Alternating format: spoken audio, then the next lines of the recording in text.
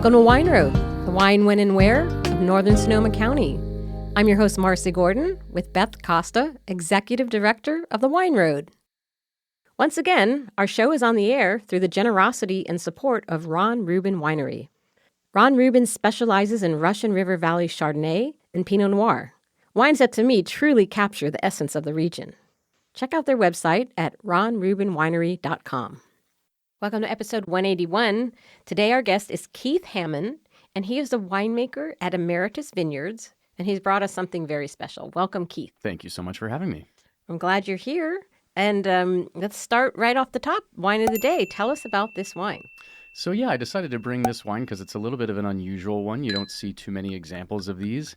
This is actually a white wine made from Pinot Noir. Yeah, you're right. You don't see this too often.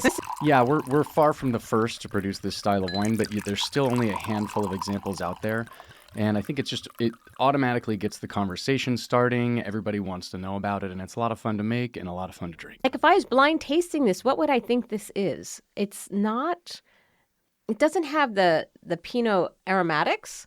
It's just blowing my mind, really. It's beautiful. Good. We love that. Yeah, it's a really interesting thing because it does still have some Pinot Noir characteristics, but obviously being a white wine, there's the tannin that you don't have and some of the other things. So when we try to make this wine, we don't want to try to make it be anything else. We don't want it to taste like a Chardonnay. We don't want it to taste like Sauvignon Blanc or anything like that.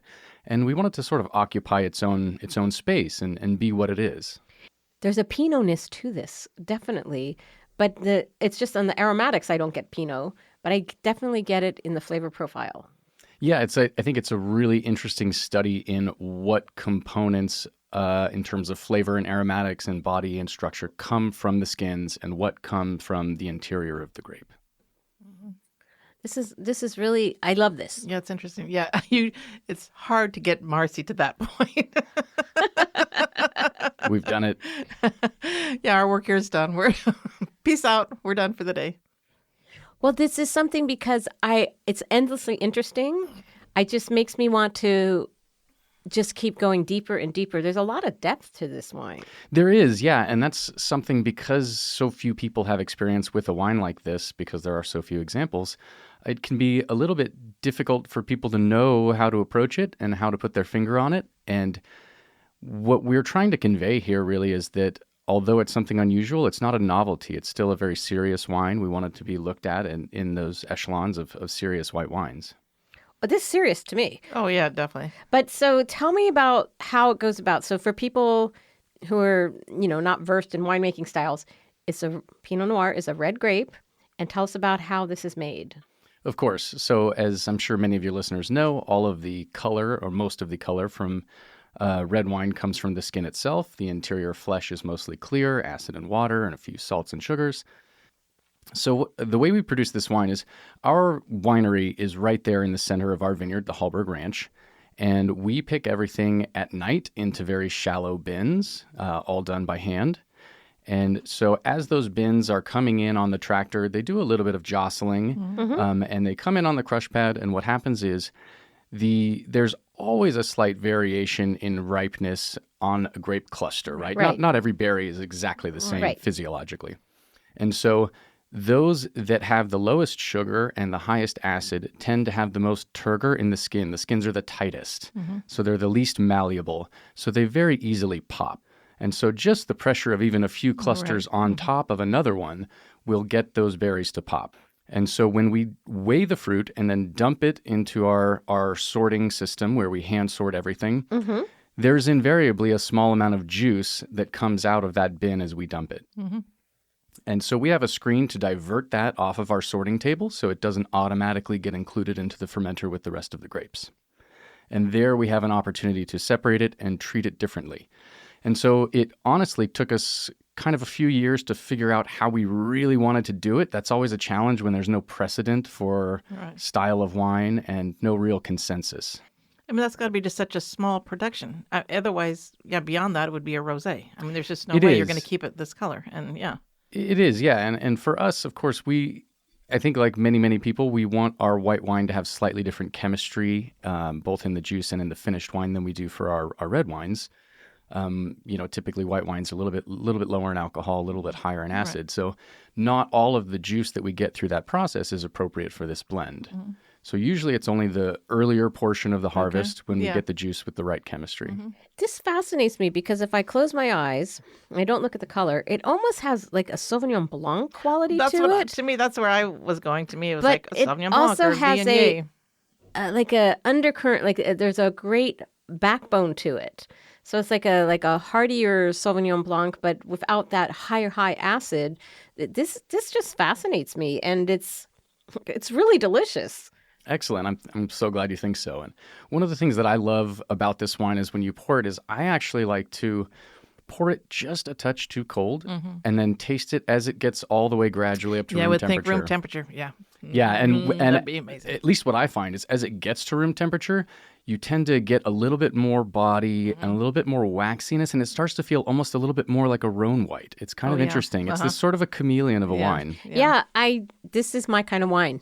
Because it's absolutely your kind of wine. Infinitely interesting. Yeah, right. It's a change master. Mm-hmm. It's very much the trickster, so to speak. It keeps evolving. Even now, since we've poured it, I'm tasting different things. Yeah, you get all sorts of notes, and I always try to abstain from telling people what they will smell or taste, but I get everything from fresh hay to stone fruits to all, a whole array of tree fruits and different waxy textures and aromas. It's really, really... I am just flummoxed by this. So I think you have an interesting story of how it is that you ended up as the winemaker at Emeritus. So how did you start there? So I originally began my very first foray into the wine business. I was hired by a winery, very, very green, very inexperienced, had no idea what I was doing, but was very, very intrigued by the wine business because it's like no other business, as anyone will attest. And so eventually, being someone who loves to work with my hands and get dirty and all those fun, interactive, physical things about winemaking, I wanted to do a harvest internship. And so back in 2007, there was this place that I'd never really heard of called Emeritus Vineyards that was hiring a harvest intern. So I applied, and then I was hired by my very first mentor, Don Blackburn. Oh, nice. Mm-hmm. And so, that's nice. There was this long evolution. I worked... The legendary Don Blackburn. The legendary Don, yeah. We must preface that with the legendary. If you've met him, you remember him. Yes. So I worked under him for a couple of years until, unfortunately, he passed. Then I worked under his successor, and then later his successor. So my most recent predecessor, David Lattin. Mm-hmm. And so I had been working with him since 2017. He recently decided that it was time for the next evolution of his life, and so he's enjoying a much-deserved retirement or sort of semi-retirement. And then now I've stepped into that role. So it's really kind of a started out from the mailroom type story and worked my way up. I mean, that's a fairy tale. That's the best. That's the best. Yeah, it's really great. I think it's been a ton of fun and a huge evolution for me personally and professionally. And what a feather in the cap. This is like an iconic vineyard. Yeah. Many people buy the Hallberg fruit. I mean, you'll see this in some of the best brands.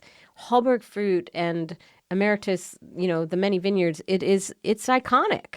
And it is Russian River Valley in its most specific. Yeah, I think we really aim to produce a style of wines that's really pure, really authentic, really has a sense of local authenticity where you taste it and you know where it's coming from. I think that's always the goal. Well, in the vineyard itself, I have to say when Keith showed up here this morning, Marcy just immediately whipped out her phone and let him know how many photos she has of that vineyard because to her, that's just like her happy spot. It truly is my happy place. Like last week, I had like a day, and I just looked at my husband. I said, "Take me to the vineyard," and he knows what that means. We get in the car, take me to the vineyard, and we just go and we park on the side, and I breathe and I look, and it's no matter the season, no matter the weather, that is the most beautiful vista. I actually literally have a business card with that picture from my iPhone of that vineyard. There's something about it. It's magical. And it's very, I drive by it all the time, but there's something special about the confluence of the fog and the layout. It looks like it goes on forever. Forever, yeah, it does. Because there's nothing behind it. It just keeps going and going and going. And you just feel there's a release when I sit there. Gives you some perspective. It's a place where I go when I'm not, and when I feel like I really need to be grounded. That's where I go. Absolutely. I know what you mean. And I feel very lucky because you don't always get to make wine in the exact place where the grapes are grown. And so being right there at the center of Hallberg Ranch where I am every day, it's just really lovely because I get to experience the same thing you were describing where if I need to just take 5 minutes and catch my breath, I can just walk out and be amongst the vines. The Zen moment. And it's a very unassuming, like even the tasting room in the vineyard, it's very unassuming. It's very low profile from the road. But it is... There's something really dynamic there. And it's just down the street from where the butterfly garden is. Oh, yeah. Yeah, so it's kind of, a little bit between Grayton and Sebastopol. And I have more pictures in my phone of that vineyard than my, okay, Marcy, than my dog or my husband or anything else that's important in my life. It's all that vineyard. And so I think it's one of the most iconic vineyard vistas in all of Sonoma County. Yeah, I think it's often easily overlooked because we are on kind of a main thoroughfare there, and so a lot of people are just head down driving past. They have no idea. But even driving by, there's something special, and I think the wines that come from the vineyard reflect that. And how lucky for you to be able to work there. Yeah, I feel incredibly blessed. It's an amazing place. It was a great journey to get to be the winemaker. Yeah. It's been a lot of fun.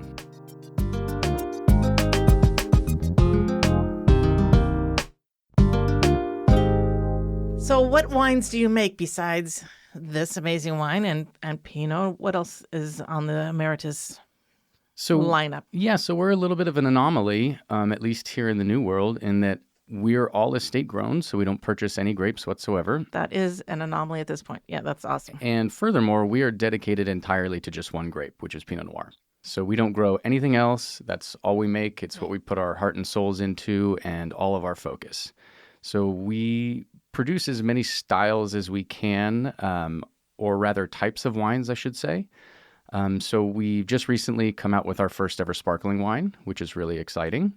Well, there you go. We must get that. Okay. Beth and I just lit up. I can get you some for sure. We make, of course, the Blanc, which we're tasting now, the Hallberg Blanc. And then we do a rosé. And then we do a slew of different still red wines, all Pinot Noir. All Pinot. So we're kind of getting everything that we can out of it, at least in terms of the sort of traditional wines that get made But from look at Pinot that. Noir. I mean, that's a full lineup of tasting, and it is all Pinot Noir. That's really incredible. How many vineyards are in the Emeritus portfolio? I mean, there's the Hallberg. What else is there? So we really only have two. So there's the Hallberg Ranch, which most people know us for because that's where the winery is located, and it's the larger of the two vineyards. We also have another one called Pinot Hill. Pinot Hill. Which is not too far from here, down sort of in what we call the Sebastopol Hills, right? Okay. As you approach the Petaluma Wind Gap. And that one's about 30 acres, so it's quite a bit smaller, quite a bit different from the Hallberg Ranch. The Hallberg Ranch is about 110 acres planted. Wow. Okay. But we sell a good amount of that fruit. We sell anywhere between 40 to 50% of that. Right. Some of the top brands, if you look at their label, it's Hallberg Ranch, Hallberg Ranch. I mean, Gary Farrell, Hallberg Ranch, all the places. Linmar, Martin Ray, Etude. They don't all do a specific vineyard designate. We're working more towards that, and I think it's one of those really fun things that I've been watching evolve is the more people that do that and the more they get recognition for the wines they make. People recognize it, sure. The more want to do that. Yeah. And that's something to look for on a label. That's why labeling is so exciting because you can really say, oh, it's Sonoma, Hallberg Vineyard, Russian River Valley. Yeah. You start to know and zone in on something you're really going to love. Right. Yeah, we hope that anybody who regardless of the producer, if they see that name, they realize there's going to be a certain level of quality that they're going to get. And there is a consistency of that fruit. Yeah.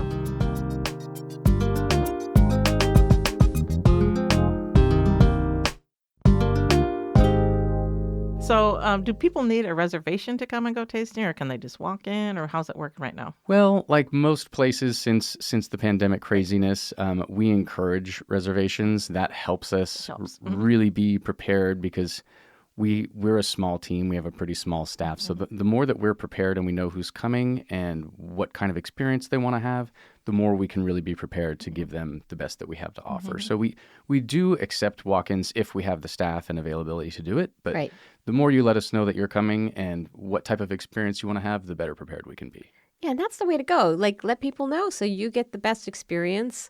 And you have a tasting room. So on the back of when you go by the winery, it's in the back that you're overlooking the whole can sit vineyard. outside and look at that. Yeah. It is, yeah. It's really lovely. Beautiful. We have kind of sort of an indoor-outdoor setup where we have a really nice wraparound patio where you just have these lovely views of kind of our undulating vineyard, and you can just relax out there as long as you like, and it's really, really a great experience. I need to come in there instead of sitting in my car all the time. Yeah, knock on the door, would you? I literally... Yeah. She's like a stalker. So You now have you no can tell the idea staff. Lurking. how often I'm there. Yeah, if there's out like a on the other Volvo side. station wagon. Yeah. I'll keep an eye out It's a for a little. Volkswagen. Call the not sheriff, a Volvo. or if she has, it is get the stalker. Call the sheriff. Yeah, I could say I'm a vineyard stalker, but yeah. So tell us a little bit about an experience as I come in. I think you do charcuterie, you do different things with the pairings and the tastings. Yeah, so we can offer that, and that's another reason to give us a little bit of advance call. notice and make a reservation. But we do different tastings. So we have kind of our standard flight, which is our current offerings of wines. And then we do a number of different experiences as well, where one of them, we call it the Flight of the Clones, which is where we highlight some of the wines that we make from individual clones of Pinot Noir. And that, I think, is a really eye-opening experience for people who are really looking to dig deeper into the world of Pinot Noir. Because when you talk about so many other varieties, Cabernet Sauvignon, for example, it's like, who knows what clone's in it and who cares, right? We never really talk about these things. Maybe some growers might, or some really astute winemakers. But Pinot is so specific. It is, right. yeah. There's so many clones, right? And so the reasons for that, we believe, is because, one, Pinot Noir is a particularly ancient variety, and that it's not quite as genetically stable as some of the others. And so we get all these subtle variations. And so we focus on that quite a bit, as you might expect, being Pinot Noir growers only. So we have 13 different clones just on Hallberg Ranch alone. That's a lot. And so some of our wines will be a blend of a few different clones, some will be many different clones, and then some will be just a single expression from a single block.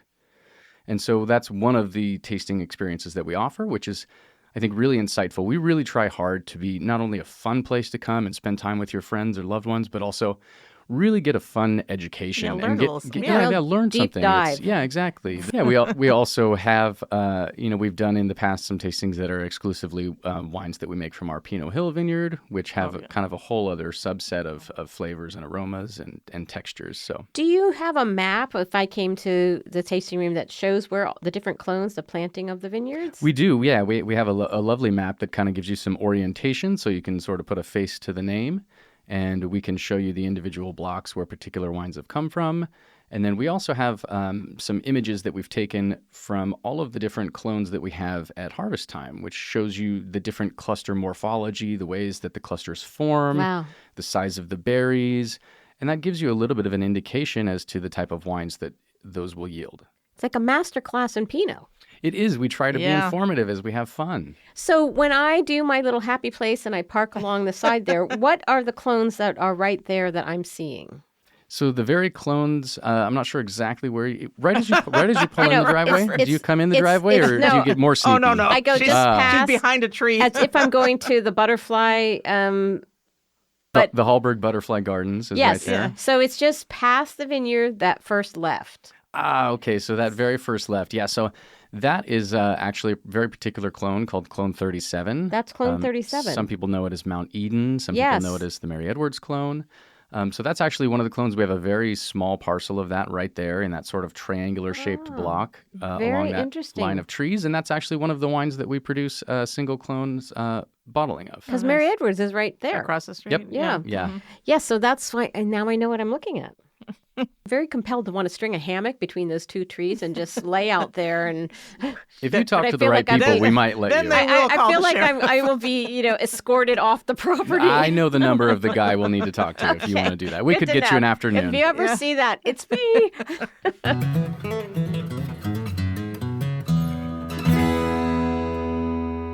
time for our Fast Five. Who do we have on the line now? It's Liana from the Wine Road. Liana, yay! Yeah, I recognize that voice. Yeah. Welcome, Liana. So what's your Fast Five? Well, they're my mom's peanut butter nuggets. I wasn't allowed to have candy as a kid, so my mom made special desserts for me. Oh my gosh. Nice. So it's really, really simple. 2 cups of peanut butter, a 1/4 cup of honey, 1 cup of quick oats, or if you prefer steel cut, that's a little crunchy, but raw. And you just mix all 3 of those together in a bowl, and then you roll them in coconut. And you are welcome to freeze it. Oh, and the 5th ingredient is love. Oh my God. And where do you get that love? A bulk at Costco? Yes. I buy my love. Can't And buy then love. you can totally put them in the fridge, and they are more delicious when Sounds they are really cold. good. So, and it's not too sticky. No. I guess for the put in the I fridge mean, would make the difference. What's the right ratio of honey to peanut butter? I mean, I do about 2 cups of peanut butter, 1/4 cup-ish. I don't know. It's really just kind of eyeballing. I do like maybe a 1/4 cup of honey, maybe a cup of quick oats or something. But I don't know. And then the coconut is just however much you can pack on the little ball. So that was your reward for not getting candy as a kid? Yeah. Was your mom a carob mom? No, she actually thinks carob's disgusting. Oh, thank God. Because I do too. Okay, so we'll put the recipe in Yes. our Yep. show notes. That's wrapping me up. Did you notice that? Yes. But all right, Liana, thank you so much. We will put the recipe in the show notes. And I know you'll know because Liana does our show notes now. Exactly. So that's great. All right, That's awesome. thanks. Thanks for calling. Bye-bye.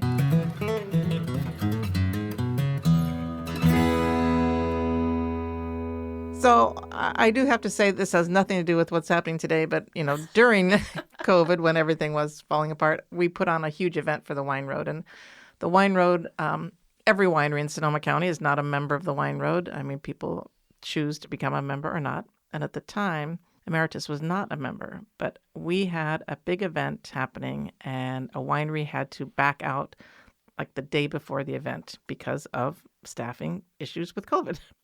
And so after I regrouped at my desk, had to solve that problem, I started reaching. Regroup meaning screaming. Yeah, a lot of bad things are said, and I had to reach out to other wineries to see who in the area could quickly help me, tomorrow. And I reached out to 3 wineries, none of which were members, and all 3 of them, Emeritus being one of them, said, "No problem, Beth. We are here for you. We will help." And they took on all these guests that had reservations at a different winery. I mean, it was just. I finished that conversation and sat at my desk and literally cried because it was just, I thought, I don't know what I'm going to do.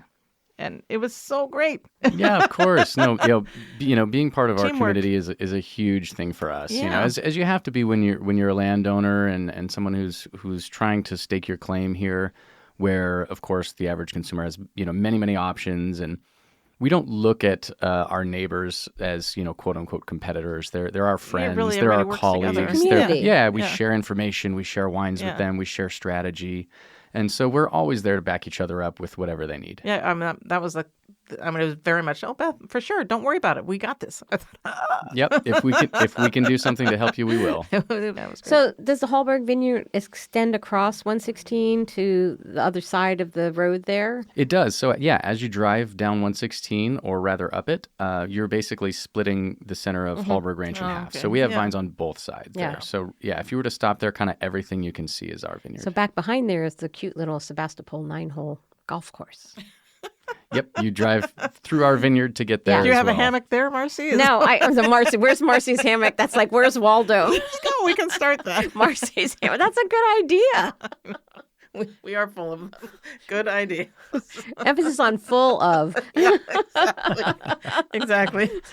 Well. So what would be a day? You would go there, and then there's the pie shop nearby, and then Make your way out to the coast. Yeah, then go to the coast. Yeah, I'd stop at Emeritus. Then you can drive down. You go into Grayton. You could visit Bowman. You could go all the way out into Occidental and then sluice around, come through Freestone and head out to Bodega Bay. Yeah. There's is all a these beautiful day. great little pockets that people don't Yeah. always know about, and there's Right. tons Just- of great trails and And so places many you can things. I drive. mean, and right there, it is like the hot spot of Pinot. You've got Mary Edwards and Emeritus, and you've got Dutton Goldfield, you have Dutton Estate, you have everything is right there on this one thoroughfare. Yeah, it's a good little spot. I think we were talking to Randy from Harvest Moon and talking about how complicated it can be to get around the Russian River. It is a big area. So you really do need to pick one area and just focus on that. And you did mention several great wineries right there. That is a day. That fills your day. Absolutely. I think sometimes people want to bite off more than they can chew. Yeah, you And they start go, driving all we're going to over. hit 7-8 wineries Yeah, it's not gonna today. happen. And especially the way that the experiences have Evolved, yeah. It's, there's very few cases where you just Time. walk up to a bar Yeah. and try 3 or 4 wines and thank you very much, see you later. There are a lot more sit-down, immersive experiences, and so you can Right. easily spend 90 minutes at just yeah. one stop easily. Yeah. And the proximity, everything I mentioned is like Yeah, right those there. are close. Yeah. And then you could go to Pascaline, you can go to lunch, you Yes. can go to Mom's, you can get some pie. Yeah, it's just a really, really amazing place where we are, and I feel really fortunate. I kind of joke with people that I haven't gone very far because I was actually born in a house on Bodega Avenue, Oh, wow. just a few miles from here, You're and just a few miles from the Sebastopolian. wine. Yeah, through and through. So Yeah, well, Sebastopol is just a special place.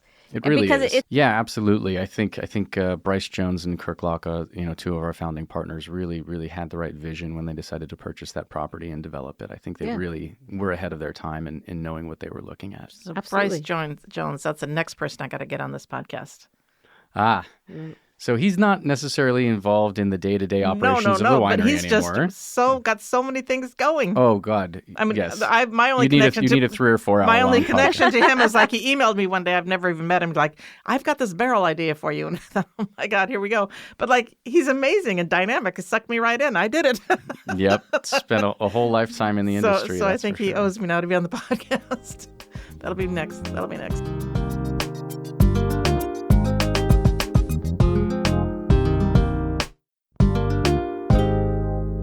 So you just gave me you teed me up with this perfect little segue into the one new thing that's on the Wine Road website, and it's a Wine Road ambassador. And we've just launched this, and it's for people who work within the wine community to learn more about the Wine Road and what we do, and then it's also for visitors who might be coming here for some wine tasting. So you can click on Wine Road Ambassador at wineroad.com, and there's a little study guide that tells you, talks about the 3 AVAs that we represent. It talks about sustainability from the wine growers. We have someone from tourism. So there's a nice little study guide. There's a cute little video. I think there's 12 people or so that are recorded on this video. Marcy's one of them. Good God, She's that's on the a reason video. to do it right there. The video is so great. And then you can take this little online quiz. It's multiple choice. You can't fail. I mean, you cannot fail. So you take the little test and learn all about us and what we're doing up here. And then you get this really, really awesome Wine Road Ambassador pin that you're going to want to wear with pride everywhere you go.